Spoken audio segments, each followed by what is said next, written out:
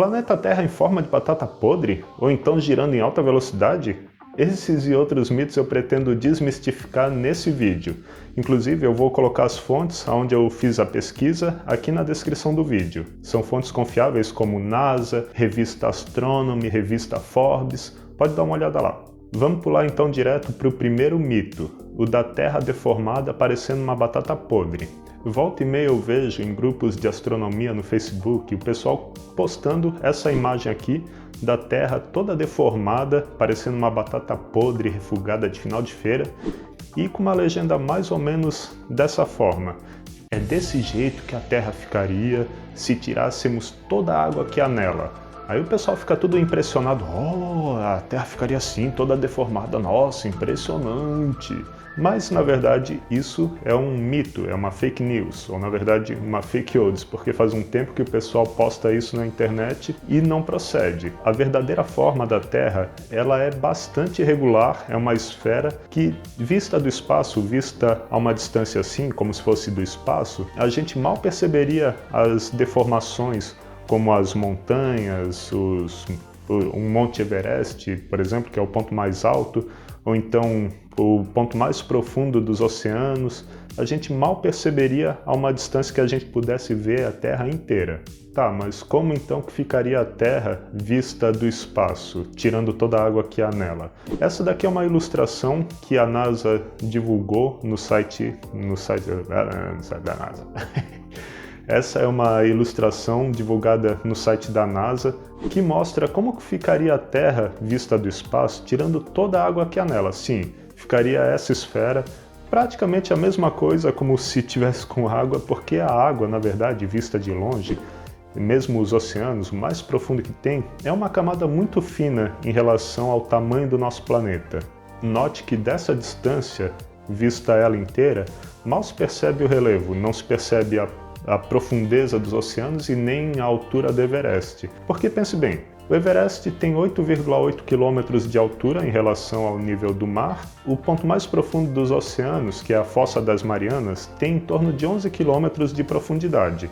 Agora pegue o diâmetro da Terra, que tem 12.731 km em média. 11 km ou 8,8 km é menos do que 0,1% do diâmetro da Terra. Com isso a gente pode ter uma ideia de que o relevo é realmente bem pouco perceptível olhando a Terra inteira do espaço. E dessa forma ela fica uma esfera bastante irregular, mesmo tirando toda a água que há nela, seja a água dos oceanos, dos rios e tudo mais. Tá bom, mas agora você deve estar se perguntando, afinal, de onde é que veio aquela Terra em forma de batata podre, aquela Terra toda deformada? O que aquilo representa, afinal?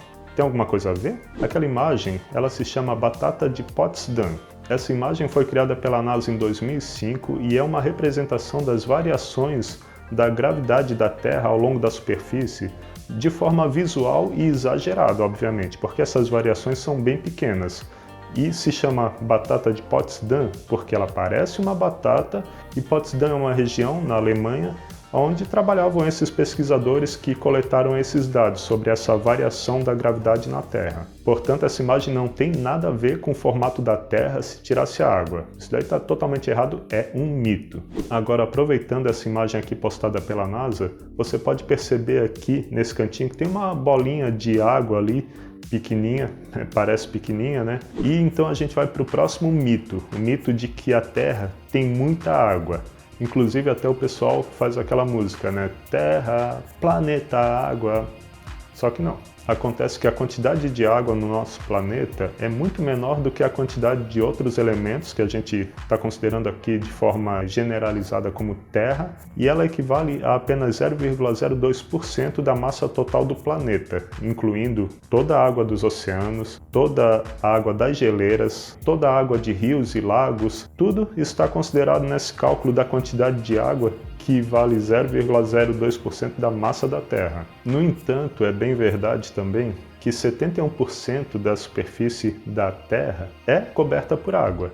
Isso é que dá a gente a impressão de que a maior parte do planeta Terra é feito de água. Só que não é verdade, é só a superfície que é coberta 71% por água. Aliás, nesse ponto eu tenho que abrir um parênteses importante para falar de um mineral que foi descoberto no manto terrestre a mais de 410 km de profundidade e que ele retém uma certa quantidade de água nele e ele está em muita quantidade lá nessa profundidade. Esse mineral é chamado de ringwoodite. Em 2014, cientistas publicaram na revista Nature um artigo que confirmava a existência desse ringwoodite no manto terrestre e que ele retém bastante água e justamente a quantidade de água que ele tem é muito grande. Ele tem 3 vezes a quantidade de água que os oceanos inteiros da Terra possuem, ou seja, nesse caso, a quantidade total de água aumenta bastante, só que ainda fazendo um cálculo básico, isso daria mais ou menos 0,08% do total da massa da Terra. Continua sendo uma quantidade bem pouca de água em relação ao total de Terra. Portanto, a gente pode bater o martelo. Terra, planeta Terra e não planeta Água. E agora que o mito da Terra cheia de água foi vaporizado com sucesso, vamos seguir para o próximo mito. O de que a Terra está girando em alta velocidade. O que mais aparece nos grupos de astronomia no Facebook é o seguinte questionamento. Se a Terra está girando em alta velocidade, a 1.700 km por hora, por que a gente não sente essa velocidade toda? Tipo assim, existe até um meme terraplanista que compara a velocidade de um brinquedo de parquinho, aquele brinquedo de girar assim, né, que a criança senta e vai girando, com uma montanha-russa e com a velocidade do planeta Terra, de 1.700 km por hora, a velocidade de rotação. E o pessoal coloca então como sendo um argumento para que, a Terra gira em alta velocidade, como é que a gente não sente? Como é que o pessoal fica lá fazendo um piquenique, né? Mostra lá no meme a família no piquenique, tudo certinho, tudo tranquilinho, 1.700 km por hora. Não tá assim, tá todo mundo certinho no piquenique ali, né? Como é que pode isso? Pois é, pode parecer estranho, mas acontece que a gente não está girando em alta velocidade no planeta Terra. Esses 1.700 km por hora, que na verdade são 1.670 km por hora, é a velocidade linear da superfície terrestre na linha do Equador, mas como que isso pode ser considerado a velocidade de rotação se em outras latitudes do planeta a gente vai ter uma velocidade diferente? Por exemplo, se a gente chega mais próximo dos polos, a circunferência daquele local vai ser menor e, consequentemente, a velocidade linear também vai ser menor do que isso. E chegando no ponto central dos polos, onde fica o eixo de rotação da Terra, imaginário, né? A gente vai ter uma velocidade de rotação de 0 km por hora. Então por que a gente considera a linha do Equador e não outros pontos do planeta? Seria muito mais adequado a gente considerar como velocidade de rotação a velocidade angular, ou seja, quanto tempo a Terra leva para dar uma volta ao redor de si mesma. Nesse caso, a resposta são 24 horas. Esse é o tempo que a Terra leva para dar uma volta ao redor de si mesma. Em qualquer ponto do planeta Terra, isso vai ser igual, seja nos polos, seja em qualquer latitude, seja na linha do Equador. Portanto, a velocidade angular é muito mais apropriada para a gente falar em velocidade de rotação. E se você pensar, 24 horas para dar uma volta ao redor de si mesma, é uma coisa bem lenta, inclusive. O que a gente sente quando a gente está girando em alguma coisa é a força centrífuga. Tá, mas o que é a força centrífuga? A força centrífuga é aquela que nos joga para longe do centro, ou seja, pense, centrífuga, centrifuga, fuga do centro. É aquela força que a gente sente, por exemplo, quando a gente faz uma curva com um carro, a gente se sente jogado para o lado contrário da curva. Essa é a força centrífuga, que a gente sente que está sendo jogado para fora. O que determina o tanto de força centrífuga que a gente vai sentir é principalmente a velocidade angular. Então, por exemplo, um brinquedo de parquinho, você sente a força centrífuga porque ele gira bem mais rápido do que uma volta a cada 24 horas. Então, acontece que a Terra gira muito devagar e essa força centrífuga não dá para ser sentida pela gente. Mas embora a gente não sinta, ela existe e ela faz com que a gente fique 0,3% mais leve se a gente estiver sobre a linha do Equador. Agora tem outro motivo pelo qual a gente não sente essa velocidade toda, mesmo se estiver na linha do Equador. Esse motivo tem a ver com inércia. O que é a inércia? A lei da inércia diz que um corpo tende a permanecer no estado de movimento em que se encontra, a menos que uma força resultante não nula atue sobre ele. Isso significa, por exemplo, se você estiver andando num carro em linha reta em velocidade constante, você não vai sentir o movimento. Você só vai sentir se acelerar, se frear ou se fizer uma curva. Portanto, como a força centrífuga é bem pequena, de 0,3% na linha do Equador, e a Terra não acelera nem desacelera a velocidade de rotação, pelo menos drasticamente, a gente não sente essa velocidade de rotação da Terra. Então, Terra girando em alta velocidade, isso é um mito. Aliás, a título de curiosidade, vamos pensar aí num astro que gira em alta velocidade, estrela de nêutrons. Uma estrela de nêutrons chega a girar a centenas de vezes por segundo. A mais rápida já registrada, que é essa que está com o nome aqui, ó, cheio de letra, né? Não vou falar. Ela gira a 716 vezes por segundo. Isso é mais ou menos 61.000 vezes mais rápida do que a rotação da Terra. E isso sim é girar em alta velocidade. Agora, após esses giros pelo mito da Terra girando em alta velocidade, vamos para o último mito, o do Sol arrastando os planetas pela Via Láctea, na sua cauda. Rola há um tempo aí pela internet um vídeo bem famoso que diz o seguinte, que o Sol é como um cometa e que ele arrasta os planetas na sua cauda através da Via Láctea. O vídeo é esse aqui, ele contém uma ilustração bonita, chamativa, mas as ideias contidas nele não são todas verdadeiras e principalmente essa coisa de Sol arrastando os planetas pela Via Láctea é mais uma viagem do autor do que a forma como a gente viaja pela Via Láctea. Nesse ponto a gente vai trazer de volta aquela ideia da inércia, a gente já falou dela, né? Todo o sistema solar, ele possui uma mesma inércia, ou seja, ele já está todo nesse movimento de órbita ao redor da Via Láctea.